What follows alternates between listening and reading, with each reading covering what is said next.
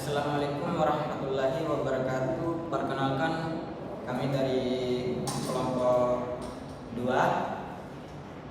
dan di sini kami melakukan tugas pendidikan anti korupsi.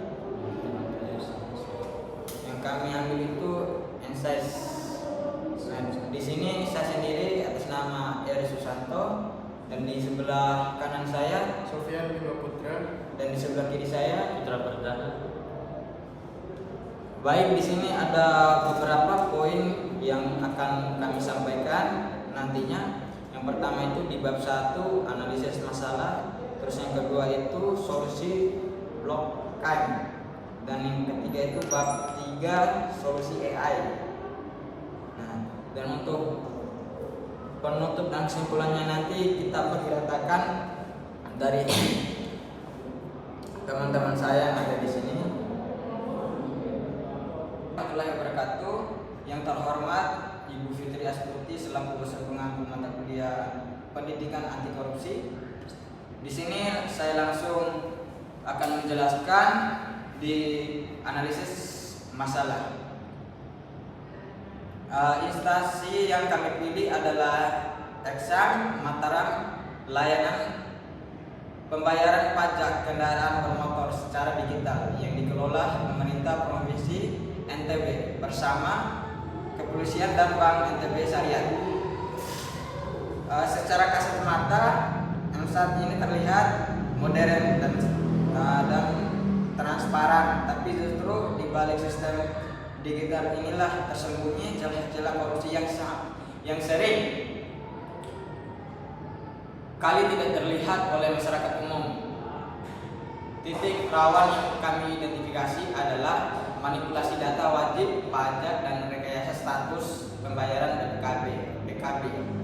Nah, konkretnya ada beberapa bentuk kecurangan yang bisa terjadi. Yang pertama itu di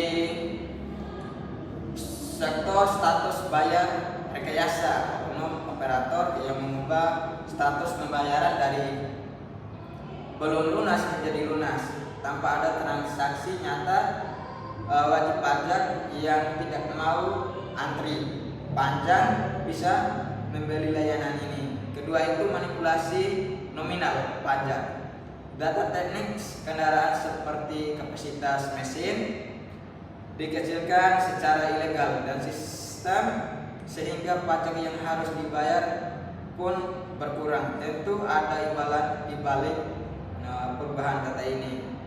Terus yang ketiga itu di bagian penggelapan setoran, dana pembayaran pajak yang masuk tidak seluruhnya disetor ke kas daerah, sebagian digelapkan oleh oknum, dan ini sangat merugikan pendapatan asli daerah NTB. Dampaknya sangat nyata, kerugian negara, ketidakadilan bagi wajib pajak yang jujur, data kendaraan yang tidak valid, dan yang paling berbahaya itu ya kepercayaan masyarakat terhadap oknum-oknum pemerintah, terutama kepada oknum polisi. Nah, sistem pemerintah ini semakin menunda karena memang dilihat daripada cara-cara oknum polisi itu melayani masyarakat. Kadang dilihat daripada orang yang di atas, kadang dilihat daripada orang yang di bawah, dalam artiannya mereka itu akan lebih suka melayani orang yang berduit, sehingga mereka lupa bahwasanya tugas utama mereka itu melayani semua masyarakat tanpa melihat daripada masyarakat itu miskin ataupun kaya. Mungkin itu saja dari saya. Nah, nanti untuk solusinya saya persilakan anggota saya untuk menjelaskan solusi berbasis Black KM-nya. Persilakan untuk teman saya nanti akan menjelaskan solusinya bagaimana untuk menghadapi dampak negatif daripada pembayaran pajak yang dilakukan oleh oknum yang ada pada masalah yang kami analisis ini. Terima kasih. Baik, Saya akan menjelaskan bagaimana teknologi blockchain bisa menjadi solusi untuk masalah yang tadi sudah disampaikan oleh saudara yang saya sampaikan tadi. Mungkin teman-teman sudah pernah dengar kata blockchain, tapi apa sebenarnya itu? Bayangkan sebuah buku catatan, tapi buku ini tersebar di ratusan komputer sekaligus. Dan setiap halaman yang sudah ditulis tidak bisa dihapus atau diubah oleh siapapun. Itulah blockchain. Dalam solusi kami menggunakan jenis blockchain yang disebut permisioner. Blockchain artinya tidak semua orang bisa ikut, hanya pihak-pihak berwenang yang kami pilih sebagai node atau simbol jaringan.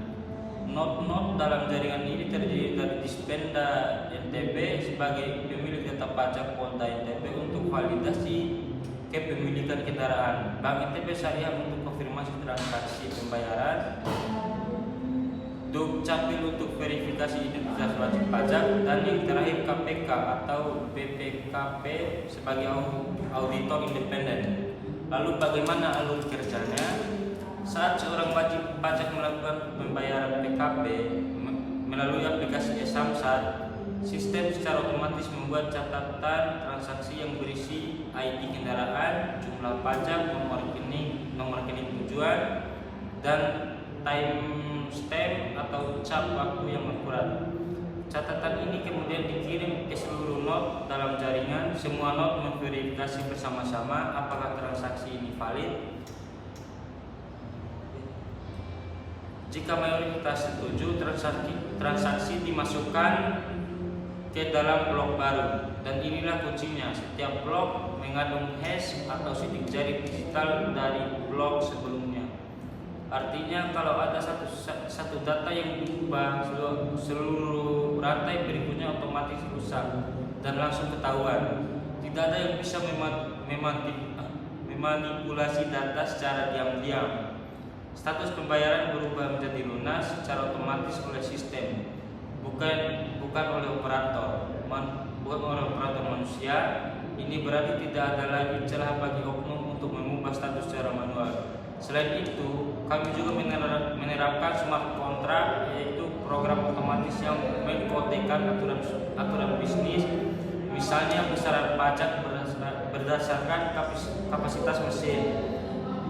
Kendaraan sudah terkunci dalam program, tidak ada operator yang bisa mengubah angka ini tanpa melalui prosedur resmi yang tercatat di blockchain. Singkatnya, blockchain membuat semua transaksi jadi transparan, permanen, dan tidak bisa dimanipulasi siapapun. Tapi blockchain saja belum cukup, kita juga perlu kecerdasan buatan untuk mendeteksi pola kecurangan. Dan saya persilakan kepada saudara saya yang berikutnya akan menjelaskan tentang solusi artificial intelligence. Assalamualaikum warahmatullahi wabarakatuh.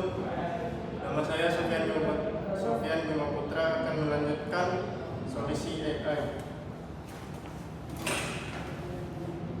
Solusi AI atau artificial intelligence. Adapun peran AI dalam mendeteksi kecurangan. AI digunakan sebagai lapisan deteksi otomatis yang mampu menganalisis pola data transaksi secara real time untuk mengidentifikasi anomali atau kecurangan yang mungkin tidak terdeteksi oleh manusia. Adapun AI yang diterapkan yang pertama yaitu anomaly detection, yaitu deteksi anomali. Adapun poin penting dalam anomaly detection yaitu yang pertama, AI mempelajari pola normal transaksi pajak seperti jam pembayaran, nominal, frekuensi, lokasi, dan akses. Yang kedua yaitu jika ada transaksi yang menyimpang dari pola normal, OTL atau sistem otomatis memberi peringatan. Yang ketiga yaitu contoh anomali. Pajak senilai 50 juta tiba-tiba lunas pada pukul 02.00 malam oleh akun operator tanpa pembayaran dari wajib pajak. AI yang diterapkan yang kedua yaitu pattern recognition, yaitu pengenalan pola pola korupsi. Adapun poin penting dari AI ini yaitu AI dilatih menggunakan data historis kasus korupsi samsat yang pernah terjadi di Indonesia.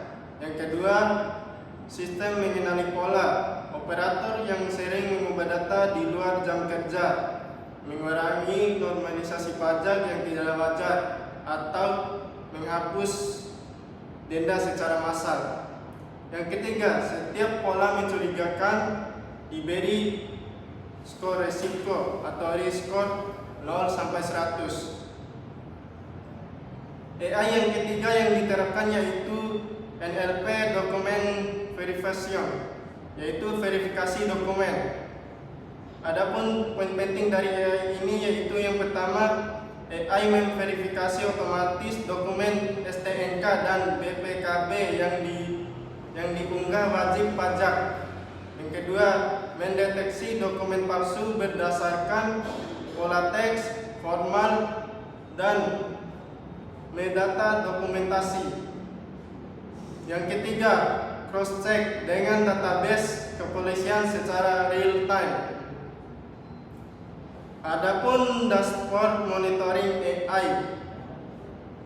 Dashboard yang pertama yaitu real time alert yang berfungsi notifikasi langsung ke supervisor jika terdeteksi transaksi kecurangan. Yang kedua, risk health map, visualisasi wilayah atau waktu dengan risiko korupsi tinggi. Yang ketiga, operator behavior analysis, pemantauan pola perilaku setiap operator sistem. Yang keempat, monthly audit report, yaitu yang berfungsi laporan otomatis untuk KPK atau BPKB setiap bulan. Yang kelima yaitu taxpayer visitation yang berfungsi konfirmasi identitas wajib pajak dengan face recognition.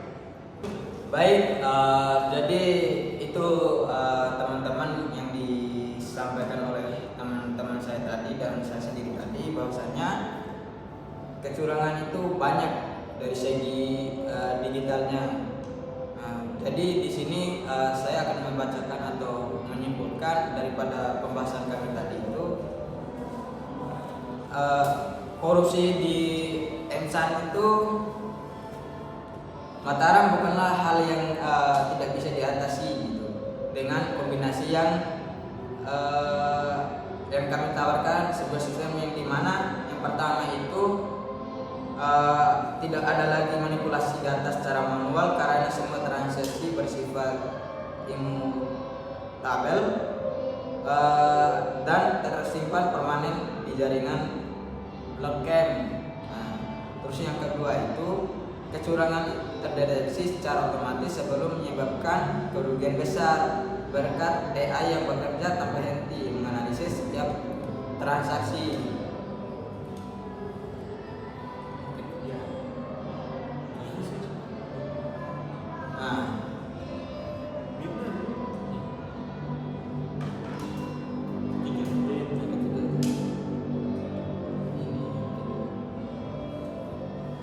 Yang ketiga yaitu transparansi penuh kepada publik. Wajib pajak bisa memverifikasi sendiri status pajaknya kapan saja tanpa perlu bergantung pada oknum operator.